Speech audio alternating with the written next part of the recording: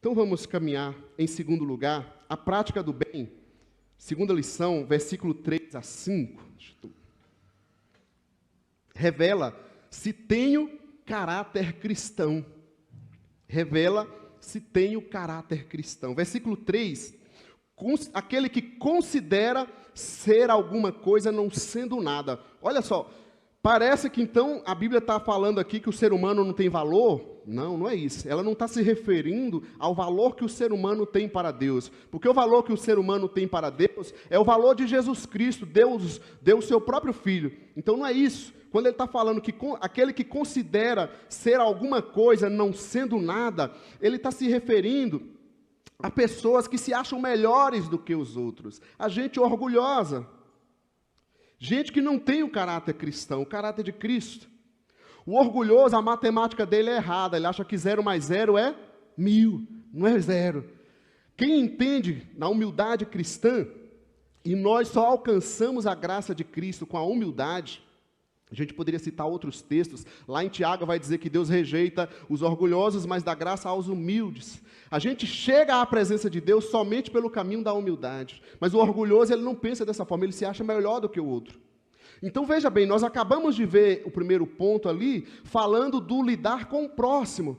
E aí o apóstolo Paulo, a Bíblia, vem agora dizendo, então, mas só que se você se considera alguma coisa não sendo nada, aí você tem que rever primeiro.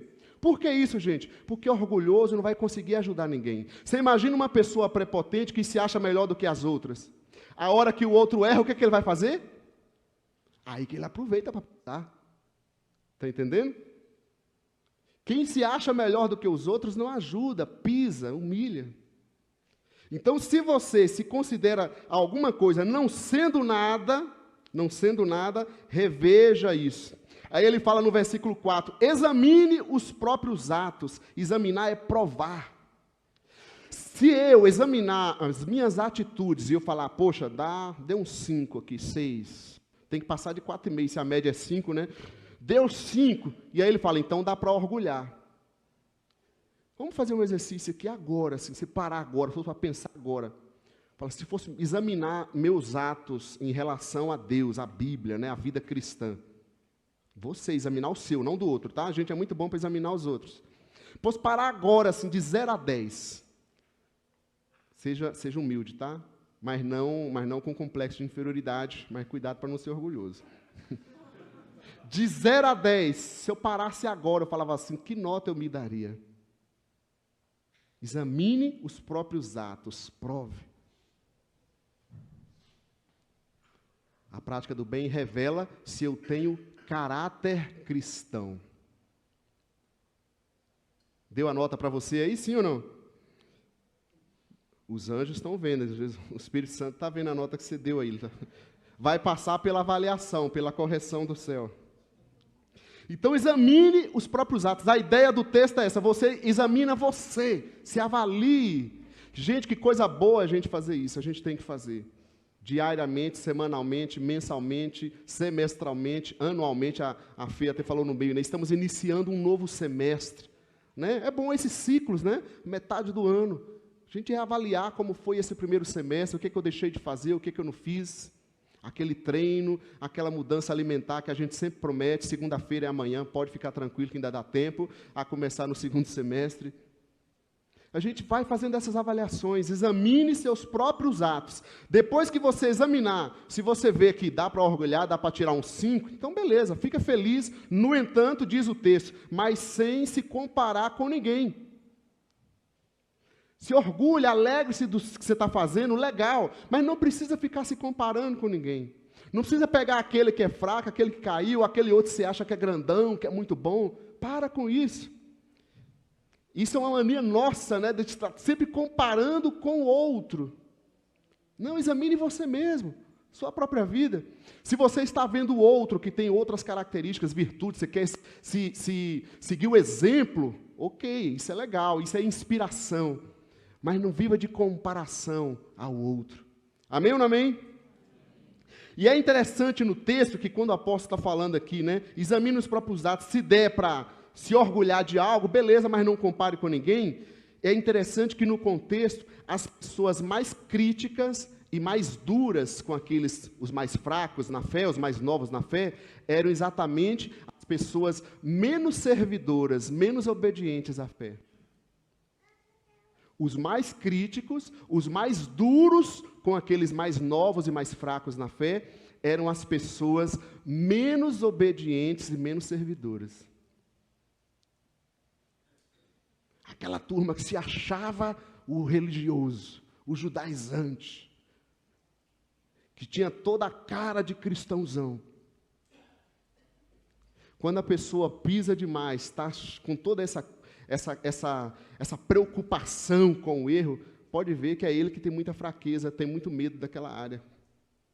Ele está só se escondendo atrás desse ódio todo que ele se manifesta nisso. Porque se você pensa o seguinte, o outro cometeu uma coisa, que pena, né? É erro dele, é ruim para ele. Mas por que a pessoa se incomoda tanto com o erro do outro? Porque realmente ele deve ter um medo, um problema com aquela área. As pessoas mais críticas e mais duras aqui eram exatamente aqueles menos servidores. É igual aquela pessoa que não se envolve em nada no ministério nenhum, mas gosta de dar uma ideia, de falar e de corrigir os irmãos. Aí eu olho assim e falo, que bom, né? Que lindo. Podia fazer alguma coisa, errar junto. Já que você acha que todo mundo está errando, arregaça uma manga, pelo menos de um lado, bota uma mãozinha lá também, para você errar junto, para você ver. Que a hora que você estiver fazendo, você não vai ter tempo para criticar ninguém.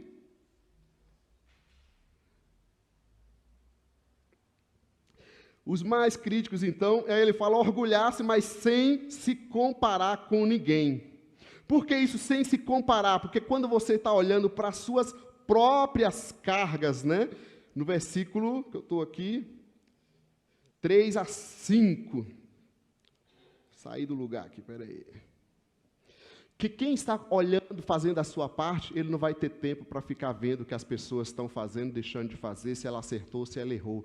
Ele está preocupado em fazer a parte dele. Se a sua parte, como liderança, às vezes, é também ajudar o outro, como irmão mais maduro, ok. Mas concentra nisso, gente, naquilo que é a sua parte. Simples. Para dentro de casa, o que é a nossa parte? Por que a mulher está ficando estressada? Porque você não ajuda na louça, a sua parte.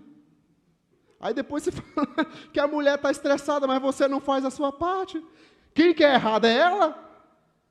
Percebe? Assim tem que ser a nossa caminhada. Amém, gente? Sim ou não? Vamos falar a verdade. Vamos viver a realidade cristã.